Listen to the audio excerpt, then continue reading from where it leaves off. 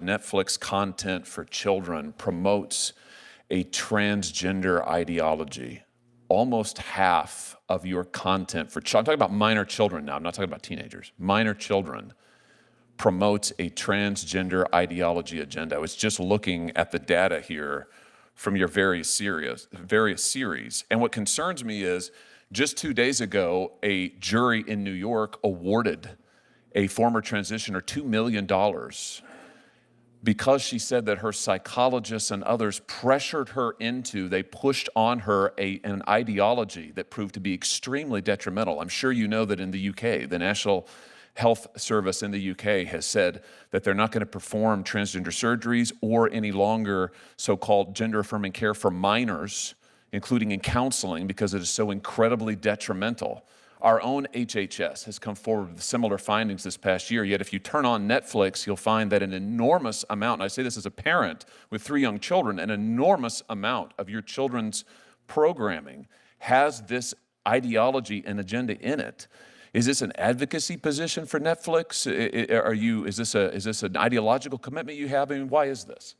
Senator Hawley, Netflix has no political agenda of any kind. I would tell you that. Well, then why is your children's program so full of this highly sexualized, highly controversial agenda? I don't understand it. It seems strange to me. Respectfully, sir, it's because it's inaccurate.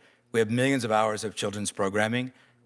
You're saying it's not there. You don't have you don't feature trans characters, trans storylines, trans themes. It's not in your programming. I'm saying we feature a wide variety of stories and programs to meet a wide variety of people's tastes. Why is almost half of it? Why does almost half of your children's program feature this highly controversial, highly sexualized material? That just seems strange to me. It can't possibly be a reflection of the population.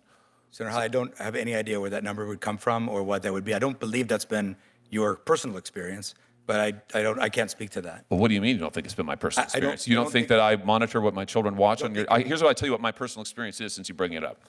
My personal experience is that my 3 children, I can't let them watch anything they want on Netflix. I can't let them watch anything on Netflix unless I preview it, because I don't have confidence in what's on your platform. I don't know what they're going to encounter, and I tell you what, I don't want my kids being pushed an agenda about their sexuality or gender identity when I have not had the opportunity first to discuss it with them and to form them in that. And frankly, on behalf of parents around the country, it offends me that Netflix is pushing this content at parents in what seems to be a very coordinated, thought through, planned out agenda in a way that, frankly, I think undermines parents, certainly undermines me and my wife. We have to watch every show beforehand before we can let our kids watch it. Now, I don't know. That seems pretty concerning to me. I know you make a gob of money on it, and maybe that's the answer. But it just seems to me that it's a disservice to the parents of this country, particularly given what's happening with our youth on this subject.